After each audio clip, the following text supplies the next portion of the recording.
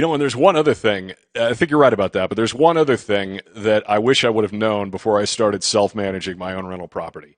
And that's that self-management is not the financially smart move that most people think it is. I've been on all sides of it as an investor, a professional property manager, and as a client of other managers for properties out of state. And there's one thing that took me a decade to learn, and that's that a good manager will usually make you more money. And there's two big reasons why. And it's not that clients can't figure out how to manage their property. Most are plenty smart. They just do the math, and it makes no sense. So if you add it up, a good manager here in Denver, $200 to $300 a month on average, all in, after fees, everything. But what are the expenses of self-management? I mean, just QuickBooks. You get the version that the IRS that bundles everything up like the IRS likes, $60 a month. You get a lease update every few years from an attorney, something you would be crazy not to do in Colorado. That averages out to $20 or $30 a month.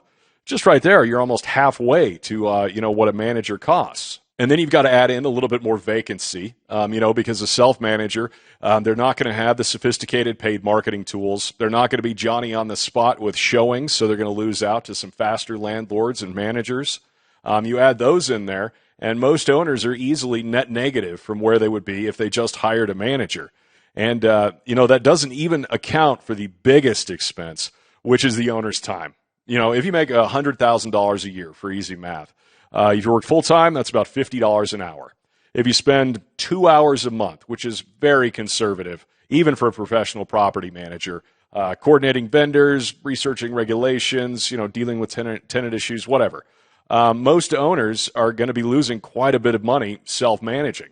And the second reason is that having a manager can make you more money, is that they avoid the big mistakes that new landlords, even the smartest ones, are just prone to make. There's a learning curve there, and it's pretty steep. If you get involved with an eviction, nationwide the average is $5,000 to $10,000. Colorado, it's quite a bit more.